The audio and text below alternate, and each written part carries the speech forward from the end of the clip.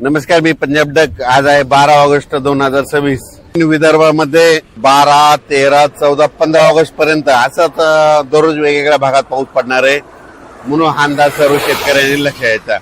पण सोलापूर जिल्हा, बीड जिल्हा, लातूर आणि धाराशिव जिल्ह्यातल्या शेतकऱ्याला सांगू इच्छितो की तुमच्याकडे मात्र 15 आणि 16 ऑगस्टला चांगला पाऊस येणार आहे म्हणून तुमच्यासाठी एक आनंदाची बातमी.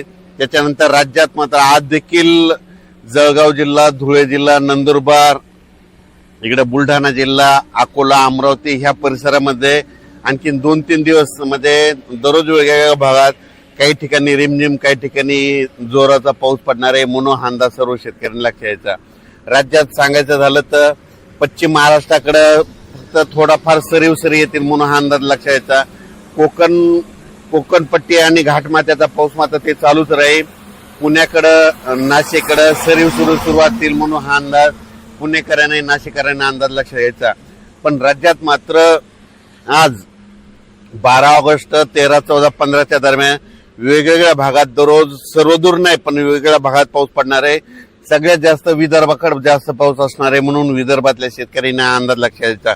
म्हणजे बुलढाणा जिल्हा, अकोला जिल्हा, अमरावती जिल्हा, यवतमाळ जिल्हा, वाशिम, हिंगोली, त्याच्यानंतर वर्धा, नागपूर, भंडारा, गोंदिया, चंद्रपूर ह्या परिसरामध्ये ह्या 2-3 दिवस मात्र दररोज वेगवेगळ्या भागात पाऊस पडणार आहे म्हणून अंदाज त्या शेतकऱ्यांनी लक्ष द्यायचा.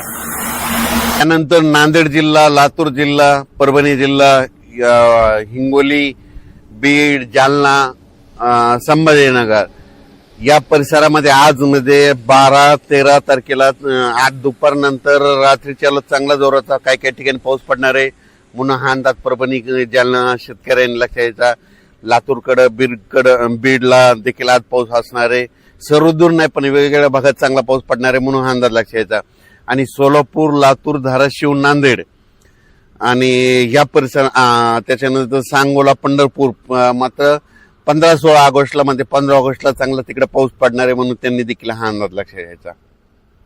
त्याच्यानंतर राज्यात हे पाऊस तुम्हाला एक सांगू इच्छितो, विदर्भातच थोडं झुकतं माप असणार आहे.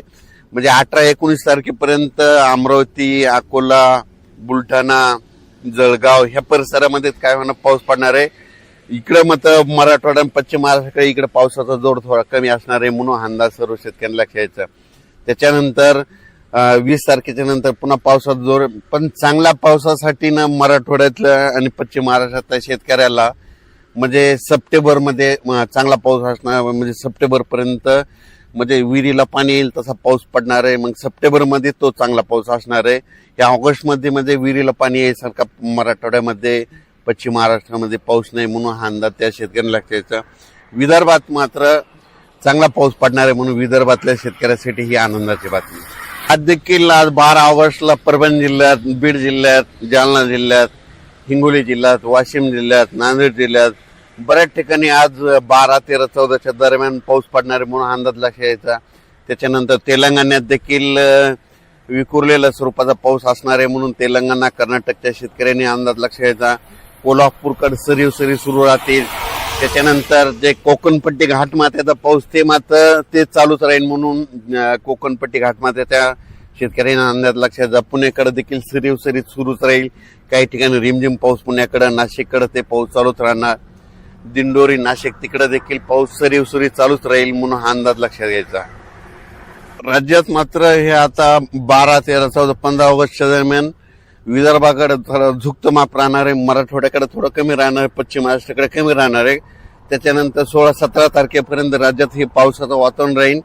त्याच्यानंतर थोडं पुन्हा कमी होईल म्हणून हा अंदाज लक्षात घ्यायचा. अचानक वातावरण बदल झालं तर परत एक मेसेज दिला जाईल. धन्यवाद.